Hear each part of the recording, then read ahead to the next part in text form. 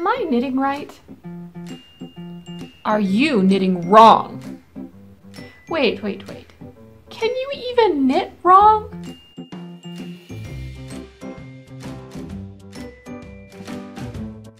If you've spent any amount of time in the knitting community, you've probably run across one or both of these types of knitters.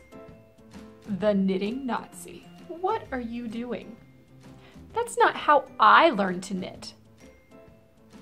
You're doing that all wrong. Or the knitting flower child. Oh honey, there's no wrong way to knit. As long as you're having a good time and you like how your knitting looks, you're doing it right. Don't worry. Here's the deal. Knitting has been around for a long time, like thousands of years long, and it has been developed independently by cultures all around the globe. You can bet your tail feathers that the people in South America didn't converse with the people across an ocean in Europe to discuss what is the right way to form knitted fabric. Because of this, each culture developed their own unique styles and their own ways to knit fabric, which means that there are lots of right ways to knit. Take that, knitting Nazi. Some knitters hold the yarn in their right hand, some hold it in their left hand. Some knit from right to left, some knit from left to right. Some hold the fabric with the purl side facing them. Some people hold it with the knit side facing them. All of these are right ways to knit.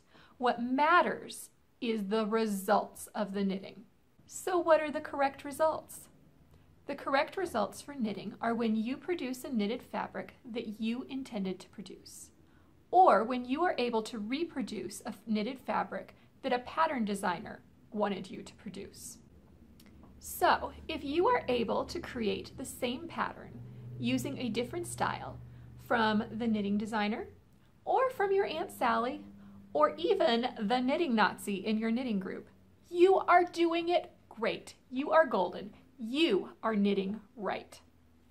If, however, you notice that your stitches are twisted, or your knitting looks different than everybody else's, if your decreases are slanting the wrong direction, or even if your knitting looks different when you knit in the round than when you knit flat, you might be doing it wrong.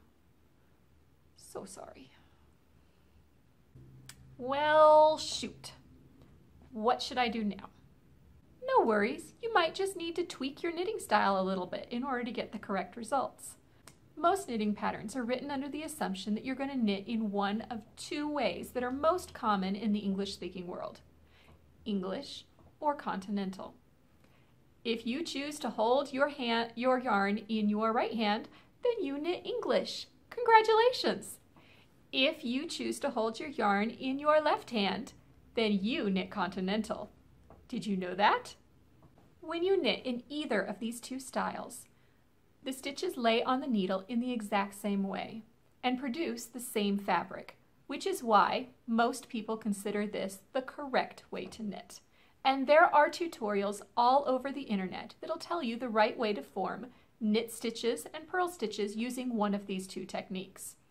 It doesn't matter whether you hold the yarn in your right hand or in your left hand. What really matters is how the stitches sit on the needles.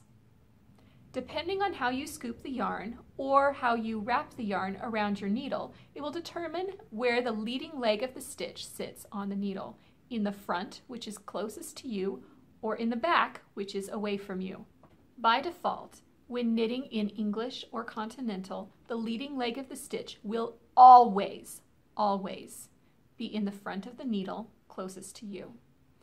If you find, however, that you have your leading leg is in the back of the needle, what do? Well, you have two choices. One, you can change your knitting style. It's as easy as that. If you retrain yourself to wrap the yarn in the opposite direction than what you're used to doing, it will change the orientation of your stitches. If you were wrapping it one way and the leading leg was ending up in the back of the needle, if you wrap it the other way, the leading leg will be in the front of the needle. I guarantee it. It's as easy as that. Or option 2, simply knit or purl through the leading leg. If the leading leg is in the back of the needle, knit through the back. If it's in the front of the needle, knit through the front. It's as easy as that. Just watch your stitches, pay attention to which side the leading leg is in, and knit through that leading leg. If you do that, you will never twist a stitch again, and you will always have smooth stockinette stitch. If you have chosen option number 2, I salute you, because you have chosen the path of the rebel knitter. You have chosen the path where there will always be somebody who tells you that you knit wrong, but you know better. You know that there is no wrong way to knit, only wrong results. And it's okay, because I'm a rebel knitter too. If you choose to be a rebel knitter, you will have to watch your orientation of your stitches.